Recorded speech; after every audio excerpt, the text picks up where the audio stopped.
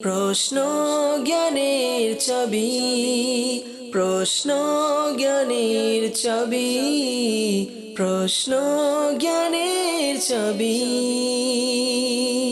আলহামদুলিল্লাহি রাব্বিল আলামিন ওয়াসসালাতু ওয়াসসালামু আলা সাইয়্যিদিল মুরসালিন আম্মা বা'দ ফাআউযু বিল্লাহি মিনাশ শাইতানির রাজীম বিসমিল্লাহির রহমানির রহিম আসসালাতু ওয়াসসালামু আলাইকা ইয়া রাসূলুল্লাহ ওয়া আলা আলিকা ওয়া আসহাবিকা ইয়া হাবিবাল্লাহ আসসালাতু ওয়াসসালামু আলাইকা ইয়া নবিয়াল্লাহ ওয়া আলা আলিকা ওয়া আসহাবিকা ইয়া নূরাল্লাহ। দূরের ও কাছের, দেশের ও প্রবাসের ইসলামী ভাইরা এবং মাদানী চ্যানেলের দর্শকবৃন্দ, মাদানী চ্যানেলের ধারাবাহিক অনুষ্ঠান প্রশ্ন জ্ঞানের চাবি, এই অনুষ্ঠান নিয়ে আরও একবার আপনাদের মাঝে উপস্থিত হয়েছি। আসুন ভালো ভালো নিয়ত সহকারে আমরা দেখার প্রস্তুতি গ্রহণ করি। নবী পাক সাল্লাল্লাহু তাআলা আলাইহি ওয়া আলিহি ওয়াসাল্লাম ইরশাদ করেন, যে ব্যক্তি আমার প্রতি একবার দুরুদে পাক পড়ে আল্লাহ তাআলা তার উপর 10 বার রহমত নাজিল করেন, তার 10টি গুনাহকে মাফ করে দেওয়া হয়, তার 10টি পদমর্যাদা বৃদ্ধি করা হয়। সাল্লু আলাল হাবিব সাল্লাল্লাহু তাআলা আলা মুহাম্মদ সাল্লাল্লাহু আলাইহি ওয়াসাল্লাম। প্রিয় ইসলামী ভাইরা, মাদানী চ্যানেলের দর্শকবৃন্দ, এই অনুষ্ঠান আপনাদের প্রশ্নের মাধ্যমে সাজানো হয়েছে। টিভি স্ক্রিনে নাম্বার দেওয়া রয়েছে, অবশ্যই আপনারা কল করে নিজের প্রশ্ন রেকর্ড করিয়ে দিন। ইসলামী বোনেরা আমাদেরকে কল করবেন না, তবে SMS-এর মাধ্যমে আপনাদের যে কোনো শরীয়তের বিধান জানার ইচ্ছে যদি থাকে প্রশ্ন পাঠিয়ে দিতে পারেন। ইনশাআল্লাহুল করিম বিভিন্ন পর্বে আপনাদের পক্ষ থেকে আসা প্রশ্ন আমরা অনুষ্ঠানে শামিল করব। সোশ্যাল মিডিয়ার মাধ্যমে যারা দেখছেন, ফেসবুক এবং ইউটিউবের মাধ্যমে আপনারা কমেন্টসের মাধ্যমে আমাদেরকে প্রশ্ন পাঠিয়ে দিতে পারবেন। পূর্বের ন্যায় আজকেও দারুল ইফতাহ সুন্নাতে মুফতি শফিক আত্তারি মাদানী দামাত বরকাতুহুল আলিয়া আমাদের সাথে রয়েছেন। মুফতি সাহেব বিভিন্ন প্রশ্নের উত্তর প্রদান করবেন। আমরা যাব আপনাদের প্রশ্নের দিকে। দেখি এই পর্যন্ত শরীয়তের বিধান জানার জন্য কোন ইসলাম ভাই কোথায় থেকে আমাদেরকে প্রশ্ন করেছেন। যে প্রশ্ন চালিয়ে দেন। মুফতি সাহেবের কাছে আমার প্রশ্ন হলো, যদি কেউ নামাজের মধ্যে হাই তোলে তাহলে কি নামাজ মাকরুহ হয়ে যাবে? জি মুফতি সাহেব, কি বলবেন? অনেকের ঘুমের ভাব চলে আসে, তন্দ্রা ভাব চলে আসে, তো শরীয়তের কি বিধান, নামাজ হবে কি না, নামাজরত অবস্থায় যদি এই অবস্থা হয়, একটু বিস্তারিত বলুন। হাই তোলার কারণে নামাজ তো মাকরু হয় না, যদিও বা প্রতিরোধের চেষ্টা করবেন। হ্যাঁ, ইচ্ছেকৃত করবেন না। ইচ্ছেকৃত করলে তো মাকরুয়ে তাহরিমি হবে, তখন একেবারে মাকরুয়ে তাহরিমি এবং নাজায়েজ আমল ইচ্ছাকৃত হলে। কিন্তু নিজে নিজে যদি হাই চলে আসে তো এতে অসুবিধা নেই, কোনো নিষেধাজ্ঞা নেই। বরং আমাদের ফুকাহা বলছেন যে চেষ্টা করবেন এটা প্রতিরোধ করতে। চেষ্টার সাথে প্রতিরোধ করুন। কিভাবে করবেন? এখন হাই আসলো তো উপরের দাঁতের সাথে নিচের ঠোঁটকে দাবিয়ে নিন, এভাবে চেষ্টা করুন। তারপরেও না হলে তো অপছন্দনীয় এমন কোনো আওয়াজ বের করবেন না। সেই ক্ষেত্রে আপনি কি করবেন? আপনি আপনার হাতকে তুলে আপনি মুখের উপর রেখে দিন।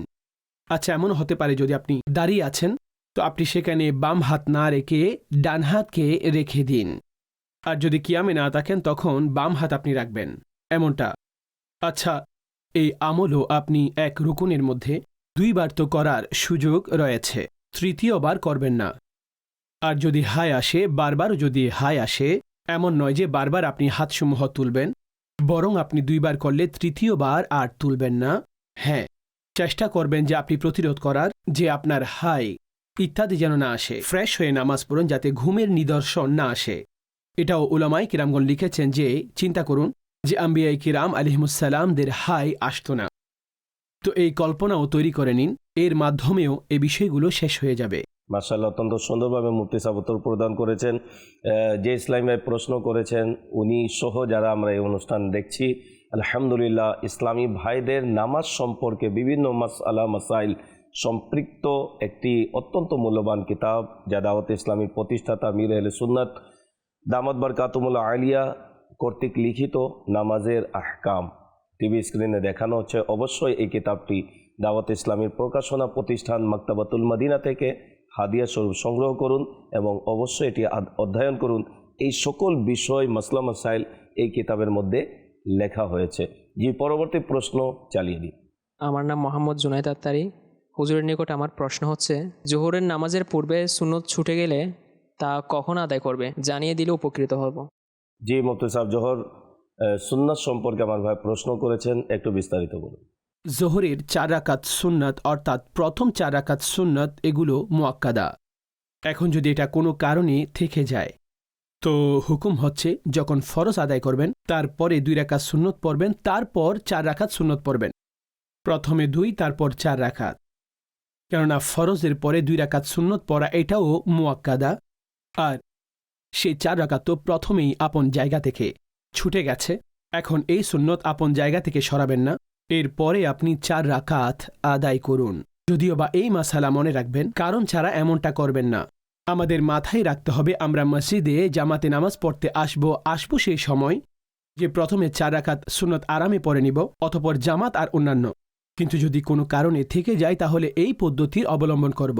এই অভ্যাস তৈরি করা ঠিক নয়, এটা সুন্নত পরিপন্থী এবং খারাপ আমল। যে কেউ প্রতিদিন এই অভ্যাস করেন যে ফরজের পরে তিনি সুন্নত আদায় করবেন, তাকে ফরজের আগেই সেই সুন্নত সমূহ আদায় করতে হবে। এটি সুন্নতে মুআক্কাদা। তার অভ্যাস করলে তো তিনি খারাপ কাজ করছেন আর এই আমল যথার্থ নয়, আর ছেড়ে দেওয়ার অভ্যাস করলে তো তিনি গুনাহগারও হবেন। জি, পরবর্তী প্রশ্ন চালিয়ে দিন। আসসালামু আলাইকুম রহমতুল্লাহ। ওয়ালাইকুম আসসালাম রহমতুল্লাহি ওয়া বারাকাতুহু। আমি মোহাম্মদ আলমগীর আত্তারি।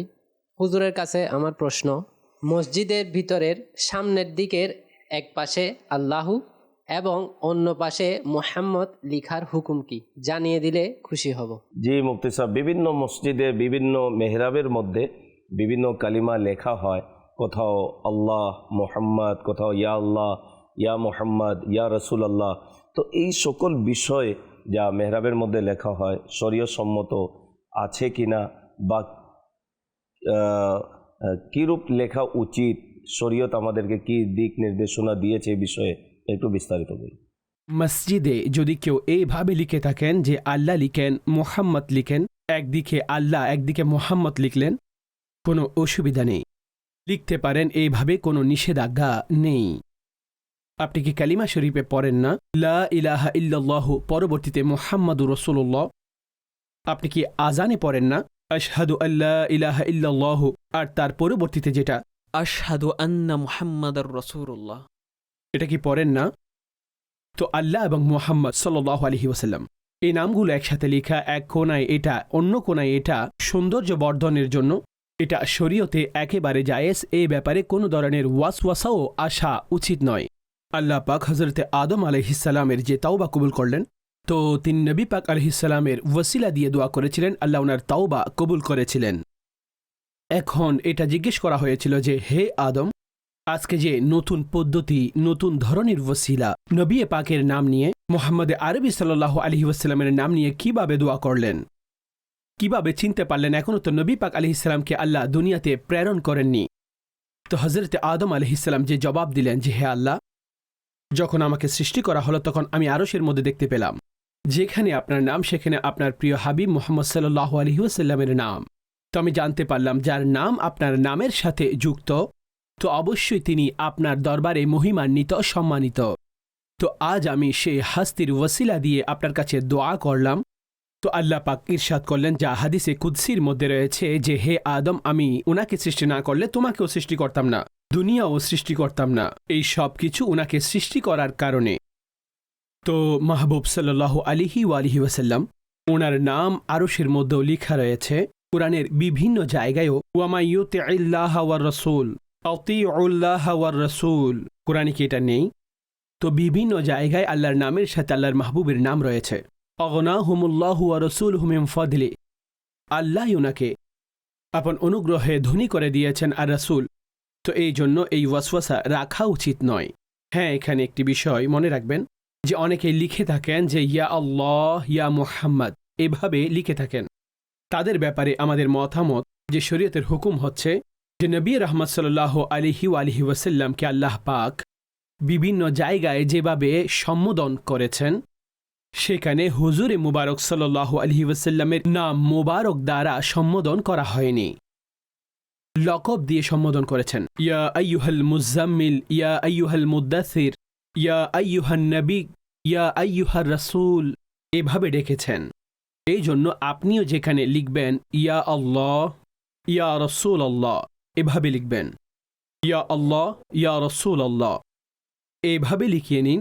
যদি আপনি ইয়া সহকারে লিখেন আল্লাহ মুহাম্মদ এভাবে লিখলে এটা ঠিক আছে, কিন্তু যদি সম্বোধন সূচক ইয়া যেহেতু সম্বোধনের জন্য এইভাবে ডাকলে তখন আপনি উপাধি সহকারে নবী পাক আলাইহিসসালামের নাম লিখাবেন। ইয়া আল্লাহ, ইয়া রাসূলুল্লাহ, ইয়া নবী আল্লাহ, ইয়া মানুষ লিখেন ইয়া রব্বাল আলামিন, ইয়া রাহমাতাল লিল আলামিন।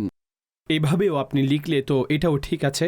হুজুর আলাইহিসসালামের নামে মুবারক হল মুহাম্মদ, তো তার শুরুতে ইয়া দিয়ে সম্বোধন করা এটা যেহেতু নিষেধ রয়েছে, যখনই ডাকবেন উপাধি সহকারে ডাকবেন ইয়া শাফি আল মুযনিবিন, ইয়া রাহমাতাল লিল আলামিন, ইয়া হাবিব আল্লাহ, ইয়া নূর আল্লাহ, ইয়া রাসূল আল্লাহ, ইয়া নবী আল্লাহ, এই বাক্য দ্বারা। তো এইভাবে আপনারা লিখিয়ে নিন। বাকি আমি আরজ করেছি, এভাবে লিখতে কোনো ধরনের কোনো অসুবিধা নেই। জি, পরবর্তী প্রশ্ন চালিয়ে দিন। আমি মোহাম্মদ দেলোয়ার হোসেন, হুজুরের কাছে আমার একটি প্রশ্ন আছে। প্রশ্নটি হলো, লিখিত ছাড়া শুধু মৌখিক ওয়াকফ কি গ্রহণযোগ্য নয়? জানিয়ে দিলে অনেক অনেক খুশি হব। জি, মুফতি সাহেব কি বলবেন? ওয়াকফের বিষয়ে আমার ভাই প্রশ্ন করেছেন, একটু বিস্তারিত বলুন। ওয়াকফের ক্ষেত্রে লিখে রাখা এটা শর্ত নয়। লিখে রাখা এগুলো তো আইনি ডকুমেন্টস। বাকি মুখেও যদি কেউ ওয়াকফ করে দেন এমন শব্দ দিয়ে যে ওয়াকফের শব্দ, ওয়াকফ করে দিলে ওয়াকফ হয়ে যাবে। তার জন্য ডকুমেন্টস তৈরি করা, লিখে রাখা, এই সমস্ত কিছু, এই সব কিছু আইনি বিষয়ের কারণে হয়ে থাকে, যাতে কাল অন্য কেউ এখানে এসে দাবি করতে না পারে। তো বাকি কেউ যদি ওয়াকফ করে দেন তো মুখে ওয়াকফ করলেও যথেষ্ট হয়ে যাবে। হ্যাঁ, পরামর্শ এটা দিব, মসজিদের জন্য, মাদ্রাসার জন্য কোন বিষয়ের জন্য ওয়াকফ করছেন, তো তার নিয়ম অনুসারে যারাই এর ট্রাস্টি, যারা এর ব্যবস্থাপক পরিচালক বৃন্দ, তো তারা তার ডকুমেন্টসও তৈরি করে নেবেন যাতে আইনি কোনো জটিলতা তৈরি না হয়। বাকি শরী ওয়াকফের কথা বললে তো এটা বলবো তার জন্য শুধুমাত্র মুখে ওয়াকফ করে দিলেও হয়ে যাবে। আর এই বিষয়গুলো মুখে হয়ে থাকে, যেমন বিবাহ, তো তার মূল তো সেই ইজাব ও কবুল, তো সেটা মুখে যথেষ্ট। তার জন্য ফর্ম, রেজিস্ট্রেশন এগুলো প্রয়োজন নয়, কিন্তু যেহেতু আইনি বিষয় রয়েছে। আচ্ছা, অনুরূপভাবে তালাকও কেউ যদি মুখে বলে দেন তাহলে তালাক হয়ে যাবে, এমন নয় যে লিখে না দিলে তালাক হবে না। তো এই জন্য ওয়াকফ যদি মুখের দ্বারা করে থাকেন তখনও সেটা ওয়াকফ হবে। লিখিত এই জন্য রাখবেন যাতে আইনি জটিলতাগুলো সহজ হয়ে যায়। মাশাআল্লাহ, অত্যন্ত সুন্দরভাবে বিস্তারিত উত্তর প্রদান করেছেন। মাদানী চ্যানেলের দর্শকবৃন্দ, আপনারা দেখছেন অনুষ্ঠান প্রশ্ন জ্ঞানের চাবি অনুষ্ঠান। এই অনুষ্ঠানে আপনারা চাইলে আমাদেরকে কল করে প্রশ্ন রেকর্ড করিয়ে দিতে পারেন ইনশাআল্লাহুল করিম। পরবর্তী পর্বে আপনাদের পক্ষ থেকে আসা প্রশ্ন আমরা অনুষ্ঠানে সম্পৃক্ত করব। হাতে কয়েকটি প্রশ্ন রয়েছে, আমরা আবারও আপনাদের প্রশ্নের দিকে যাব। জি, প্রশ্ন চালিয়ে দিন। আমার নাম মোহাম্মদ জাহিদুল আত্তারি। হুজুরের কাছে আমার একটা প্রশ্ন, মসজিদের মধ্যে বাচ্চাদেরকে টাকা নিয়ে পড়ানো কি জায়েজ? জি, মুফতি সাহেব কি বলবেন এ বিষয়ে একটু বিস্তারিত বলুন। মসজিদের মধ্যে আমাদের এখানে মাদ্রাসা অনুষ্ঠিত হয়, আর এইভাবে মসজিদে মাদ্রাসা অনুষ্ঠিত করাও জায়েজ রয়েছে, যদিও বা অনেক ছোট বাচ্চা যেন না হয়। অতঃপর বাচ্চাদের শোরগোল এবং বিভিন্ন কাজে এই সমস্ত বিষয়ে তাদেরকে যেন শিক্ষা দেওয়া হয়, যেন শোরগোল না করে, মসজিদের কোনো ক্ষতি না করে। যদিও বা ক্লাস লাগানো, মাদ্রাসা করা এটা জায়েজ রয়েছে। আর যে সমস্ত কারি সাহেব সেখানে পড়াবেন তাদের জন্য বেতন কিংবা হাদিয়া ব্যবস্থা করা এটাও জায়েজ রয়েছে, কোনো ধরনের কোনো অসুবিধা এতে নেই। পারিশ্রমিক হিসেবে কুরআনে মাজিদ, ফুরকানে হামিদ পড়াতে পারবেন, শিক্ষকদের বেতন দিতে পারবেন। যখন বেতন দিবেন না তো প্রকাশ থাকে যে প্রত্যেকে এত সময় দিয়ে জরুরি নয় যে সে বাচ্চাদেরকে পড়ানো। তো এই জন্য বেতন ভিত্তিক আপনারা মাদ্রাসা তৈরি করতে পারবেন এবং পারিশ্রমিক দিতে পারবেন, এভাবে দেওয়া একেবারে জায়েজ রয়েছে।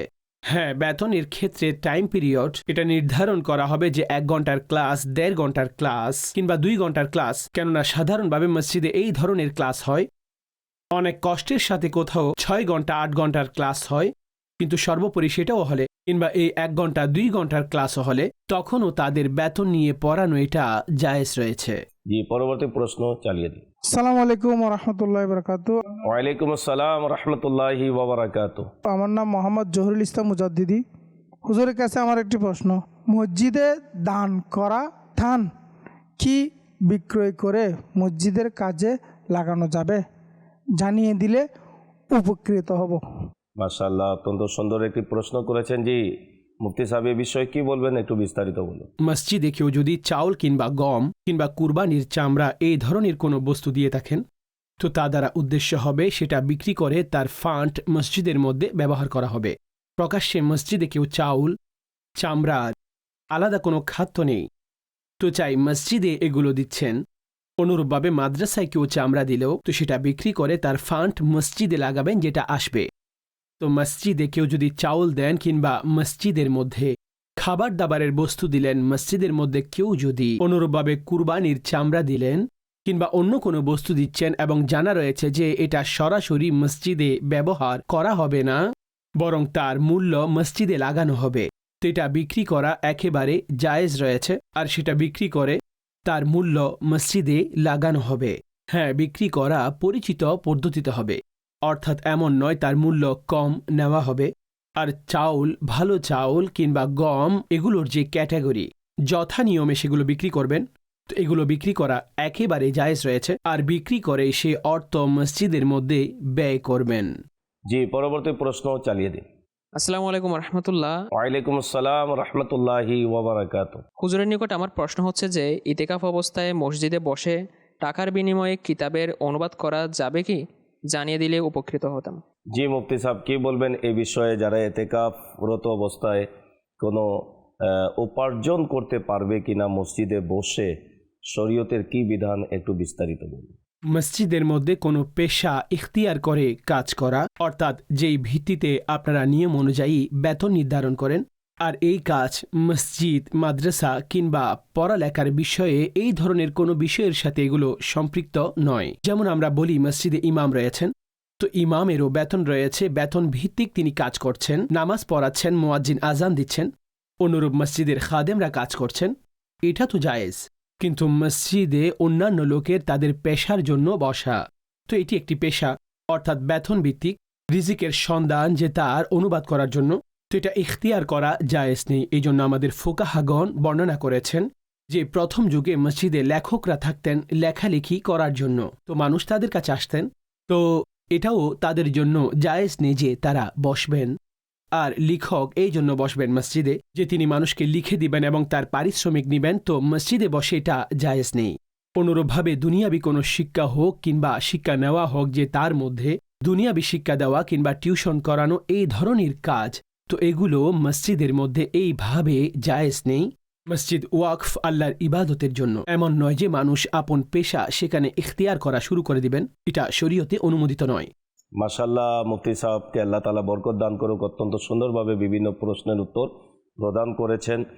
আল্লাহ তাবারাকা ওয়া তাআলা মুফতি সাহেবের এই খেদমতকে কবুল করুক। মাদানী চ্যানেলের দর্শকবৃন্দ, দাওয়াতে ইসলামীর মাদানী পরিবেশে 1 মাসের এতেকাফ হয়ে থাকে এবং রমজানের শেষ দশকের এতেকাফও সুন্নাতে মুআক্কাদা আলাল কিফায়া সেটিও হয়ে থাকে এবং দাওয়াতে ইসলামীর মাদানী পরিবেশ আলহামদুলিল্লাহ সম্মিলিতভাবে ইলমে দ্বীন শিখার অন্যতম একটি মাধ্যম হচ্ছে 1 মাসের এতেকাফ। দাওয়াতে ইসলামীর মাদানী পরিবেশে এতেকাফ করি, ইনশাআল্লাহুল কারীম অসংখ্য ইলমে দ্বীন আমরা অর্জন করতে পারবো। পাশাপাশি অনুরোধ করব, যারা এতেকাফের নিয়ত করেছেন বা করবেন, আমির আহলে সুন্নাত দামাত বারকাতুহুল আলিয়া কর্তৃক লিখিত কিতাব ফায়জানে রমজান স্ক্রিনে দেখানো হচ্ছে।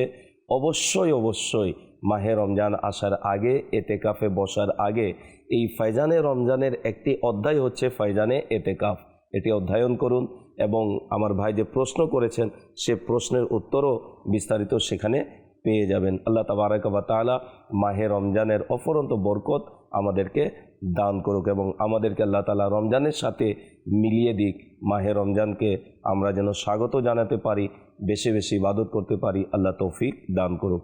যে সর্বশেষ প্রশ্ন চালিয়ে দিই। আসসালামু আলাইকুম রহমতুল্লাহি ওয়া বারাকাতু। ওয়ালাইকুম আসসালাম রহমতুল্লাহি ওয়া বারাকাতু। আমার নাম মোহাম্মদ নকিব আত্তারি। হুজুরের কাছে আমার একটি প্রশ্ন, মসজিদের মেহরাবের সামনের 2 পাশের মিনারে ছবিযুক্ত টাইলস লাগানোর হুকুম কি? জানিয়ে দিলে উপকৃত হব। জি, মুফতি সাহেব কি বলবেন এই বিষয়ে, একটু বিস্তারিত বলুন। মসজিদের মেহরাবের মধ্যে নির্মাণ কিংবা সংস্কারের কাজ করানো এটা তো জায়েজ, আর মসজিদের সৌন্দর্যের জন্য এটি করলে এটি সওয়াবেরও অংশ হবে। যদিও বা যেটা বলা হয়েছে মিনারওয়ালা টাইলস আর ছবিযুক্ত টাইলস, দেখুন কোথাও যদি প্রাণীর ছবি আসে, সেটা চাই পাখির হোক, চাই ময়ূর কিংবা অন্য কিছু, তো এটা জায়েজ নেই। আর প্রায় মসজিদে প্রাণীদের ছবিযুক্ত কোনো এ ধরনের টাইলস কিংবা কোনো কিছু লাগানো হয় না। বাকি মিনার বানাতে গেলে তো মিনার আপনারা এতে এমন টাইলস লাগাতে পারবেন। দ্বিতীয় আরজ হলো, যারা মিস্ত্রি হিসেবে কাজ করবেন, তো নামাজি যখন নামাজের জন্য দাঁড়াবেন তার উপরিভাগে সেই কাজ করবেন, তার উপরে সেই কাজ করবেন। অর্থাৎ একজন ব্যক্তি যখন নামাজ পড়তে আসেন তখন তার দৃষ্টি সামনে অর্থাৎ দেওয়ালের দিকে চলে যায়। এমন নয় যে তিনি তার সৌন্দর্যের দিকে মশগুল থাকবেন, যে নামাজের দিকে তার কোনো মনোযোগী থাকবে না। তো আমাদের যে সমস্ত লেখা কিংবা সৌন্দর্যের কাজ সেটা এইভাবে করতে হবে যে নামাজের দৃষ্টি যেন সেখানে না যায়। তো এই জন্য আমরা পরামর্শ দিব যে আপনি একজন ব্যক্তি যখন দাঁড়ান মেহরাবের মধ্যে, যতটুক ওনার কাঁধ, তো তার উপরিভাগে সে কাজগুলো করুন। উপরেও অনেক কিছু থাকে, মেহরাবকে আপনারা এইভাবে সাজাতে পারেন, কিন্তু আমাদের এখানে সাধারণ যে কাঁধ রয়েছে তার নিচে আপনারা লিখবেন না, যে এতে নামাজের মধ্যে অসুবিধা হবে। সময় হয়েছে আপনাদের থেকে বিদায় নেওয়ার। যারাই আমাদেরকে পর্যন্ত প্রশ্ন করেছেন, সঙ্গে ছিলেন, আল্লাহ তাবারাক ওয়া তাআলা সবাইকে বরকত দান করুক। অনুরোধ করব মাদানী চ্যানেলের সাথেই থাকুন। সাল্লু আলাল হাবিব সাল্লাল্লাহু তাআলা আলা মুহাম্মদ সাল্লাল্লাহু আলাইহি ওয়াসাল্লাম। প্রশ্ন জ্ঞানের চাবি, প্রশ্ন জ্ঞানের চাবি, প্রশ্ন জ্ঞানের চাবি।